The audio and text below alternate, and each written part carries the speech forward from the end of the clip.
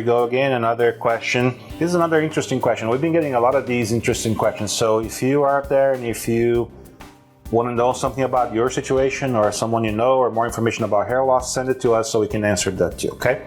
So this is a gentleman, he describes that he has concern about this right side of his hair. I'm going by the picture, I haven't seen him, okay? That doesn't look very natural because he has different densities and everything.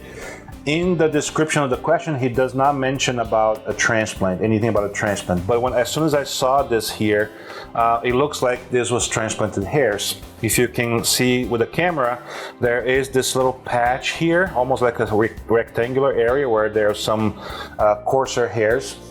I've been doing hair for a long time, so as soon as I saw this, I could tell this was grafts that were placed there. So, few things that could have been done or should have been done differently. Maybe the surgeon here didn't have as much experience, or maybe it wasn't even done by a surgeon, who knows, right? Unfortunately, nowadays, it's very, we see a lot of times situations like that where it just shows inexperience in incorrect placement and selection of the hairs that were placed there. I can see right away that there was a lot of 2 and 3 hair grafts placed there.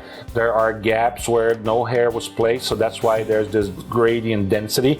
The position actually was not bad because there's some sentinel little natural hairs in front of it, but these hairs should have been placed in this area here. You want to put mostly single hairs, don't want to have any 2s or 3s.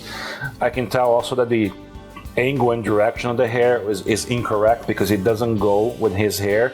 So these hairs on the temples have to be done very flat against the skin, single hairs, very soft. And also, it shouldn't have been a delimited area like this. The surgeon should have feathered these grafts to also address this little area behind. That's why he's not happy, because he sees this and then all of a sudden there's a break and there's thinning hair. So when you do temples like this, the temporal points, that's the name of that area, you have to be very delicate, very gentle. You have to feather in the hairs so that there's no drastic changes in density. So it should be a very soft little gradient here.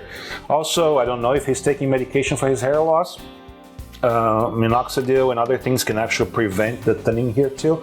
But again, unfortunately, this was not done right, but there are things we can do to improve it. Actually, a lot of things. This actually looked much better with a couple of corrective procedures. So, hope that helps. If you're out there facing a situation like this or something similar, call me. I'll be happy to talk to you and provide you with my experience. Okay?